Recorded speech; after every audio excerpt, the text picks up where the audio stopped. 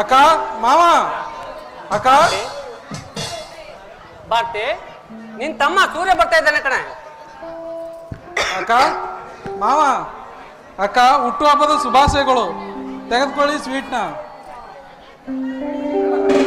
ಮಾವ ತಾಳಿ ನಿಮ್ಗೆ.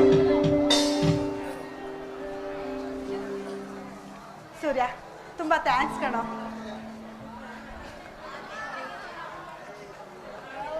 ಭಾರತಿ ಸೂರ್ಯ ಈ ಮಾನವಂತ ಮನೆಯ ಮುದ್ದಿನ ಮಗ ಕಣೆ.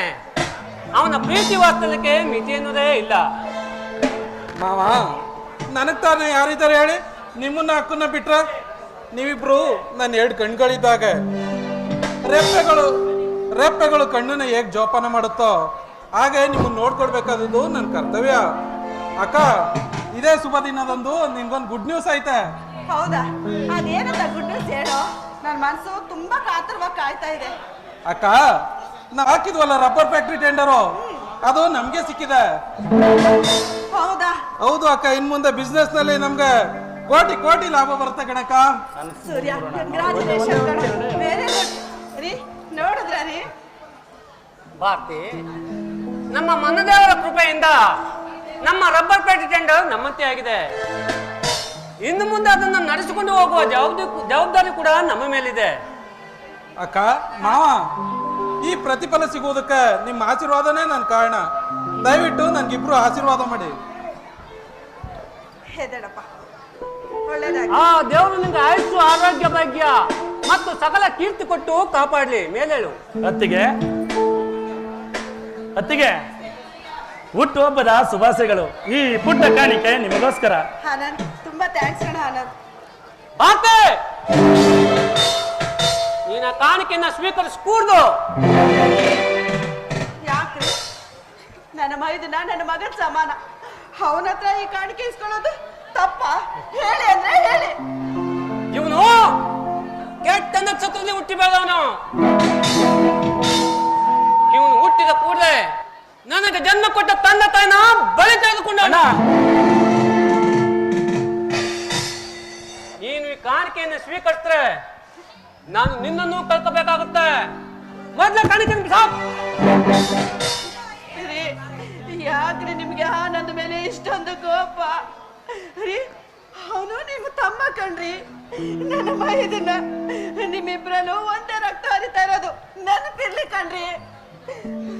ಭಾರತಿ, ಭಾರತಿ, ಒಡ ಹುಟ್ಟಿದ ತಪ್ಪಿಗೆ ಎಷ್ಟೇ ಕಷ್ಟ ಇದ್ರು ಕೂಳು ಹಾಕಿ ಬೆಳೆಸಿದ್ದೀನಿ ಕಣೆ. ಈ ಪಾಪಿ ಪ್ರಪಂಚಕ್ಕೆ ಕಣ್ಣು ಬಿಟ್ಟ ತಕ್ಷಣ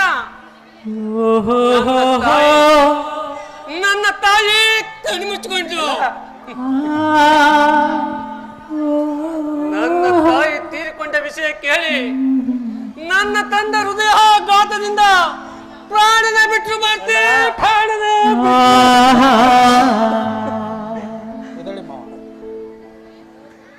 ಈ ಪಾಪಿ ಜನನಿಂದ ಸಂತೋಷಕ್ಕಿಂತ ಹೆಚ್ಚು ದುಃಖನೇ ಆಗಿರೋದು. ಭಾರತಿ, ಹೆಚ್ಚು ದುಃಖನೇ ಆಗಿರೋದು. ಅಣ್ಣ, ನಾನು ಈ ಪ್ರಪಂಚಕ್ಕೆ ಕಣ್ಣು ಬಿಟ್ಟಾಗ ಇನ್ನ ಸುಳೆ ಅಣ್ಣ. ಆ ಆಳು ದೇವರು ನಾನು ಕಣ್ಣು ಬಿಡುವ ಮುನ್ನವೇ ನನ್ನ ತಾಯಿ ಎದೆ ಹಾಲು ಕುಡಿಯೋದಕ್ಕೂ ಬಿಡಲಿಲ್ಲ. ಆ ತಾಯಿ ಕೈಲಿ ಲಾಲಿ ಕೇಳೋದಕ್ಕೂ ಜೋಗುಳ ಆಡಿಸಿಕೊಳ್ಳುವುದಕ್ಕೂ ಅವಕಾಶನೇ ಕೊಡ್ಲಿಲ್ಲ. ಹೇಗೋ ನನ್ನನ್ನು ಸಾಕಿ ಬೆಳೆಸಿ ಜೀವನ ಕೊಟ್ಟವನು ನೀನು ಅಣ್ಣ. ನೀನೇ ನನ್ನನ್ನ ಕೆಟ್ಟ ನಕ್ಷತ್ರದಲ್ಲಿ ಹುಟ್ಟಿದವನಂತ ದೂರ ತಳ್ಳಿದ್ರೆ ನಾನು ಹೇಗಣ್ಣ ಈ ಭೂಮಿಯ ಮೇಲೆ ಜೀವಂತವಾಗಿ ಬದುಕಿರ್ಲಿ ಅಣ್ಣ? ಆ ದೇವರು ಬರದ ಹಣೆ ಬರಕ್ಕೆ ನಾನು ಮಾಡಿದ ಪಾಪನಾದ್ರೂ ಏನಣ್ಣ? ನನ್ನನ್ನ ನರಕದ ಕೋಪಕ್ಕೆ ತಳ್ಬೇಡಣ್ಣ. ಅಣ್ಣ, ನಿನ್ನ ಪಾದ ಸೇವೆ ಮಾಡ್ಕೊಂಡಿರೋದಕ್ಕೆ ನನ್ಗೊಂದೇ ಒಂದು ಅವಕಾಶ ಮಾಡ್ಕೊಡೋಣ. ನಿನ್ನ ಕಾಲಿಡ್ದು ಬೇಡ್ಕೊತೀನಿ ಅಣ್ಣ, ಬೇಡ್ಕೊತೀನಿ.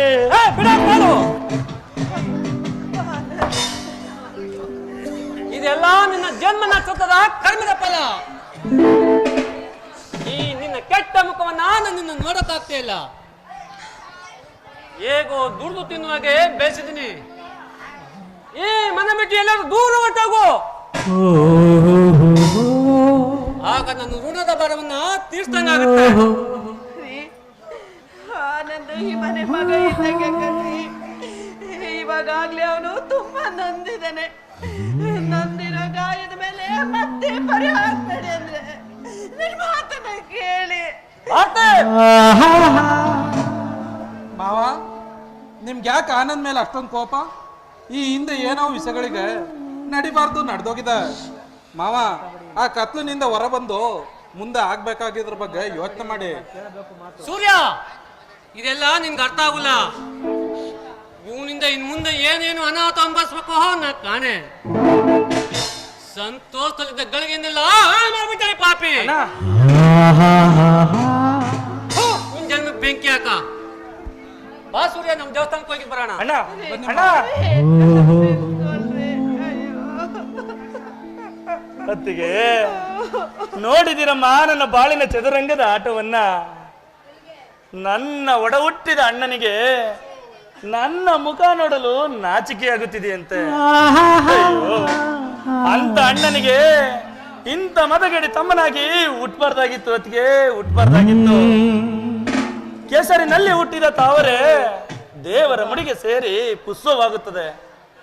ಕಗ್ಗಲ್ಲು ಎಂದು ಬೀಸಾಕಿದ ಒಂದು ಕಲ್ಲು ಒಳ್ಳೆಯ ಶಿಲ್ಪಿ ಕೈಲಿ ಸಿಕ್ಕಿ ಉತ್ತಮ ವಿಗ್ರಹವಾಗಿ ಹೊರಹೊಮ್ಮುತ್ತದೆ.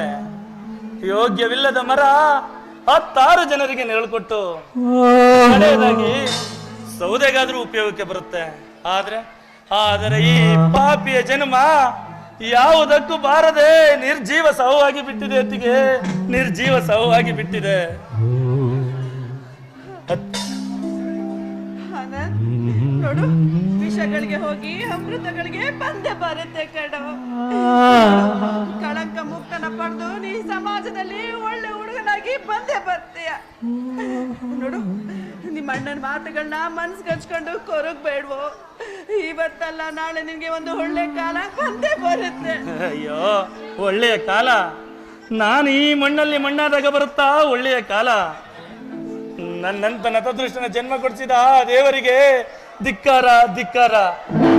ನನ್ನಂತ ನಿರ್ಭಾಗ್ಯವಂತರು ಈ ಮನೆಯಲ್ಲಿ ಇರಬಾರ್ದು. ಅದಕ್ಕೆ ನಾನು ಎಲ್ಲಿಯಾದ್ರೂ ಬಹುದೂರ ಹೊಟ್ಟೋಗ್ತೀನಿ ತಾಯಿ, ಹೊಟ್ಟೋಗ್ತೀನಿ.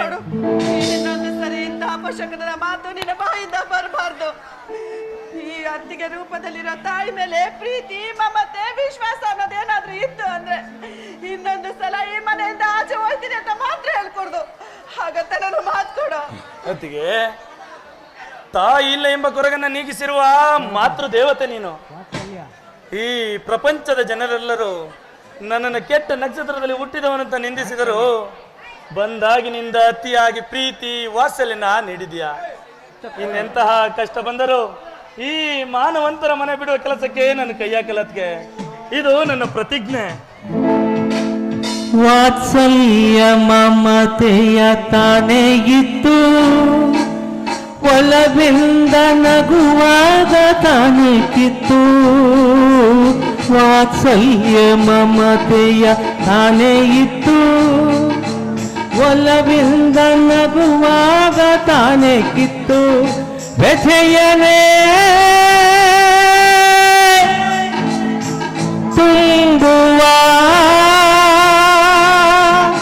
ಕಥೆಯನ್ನೇ ಬರೆಯುವ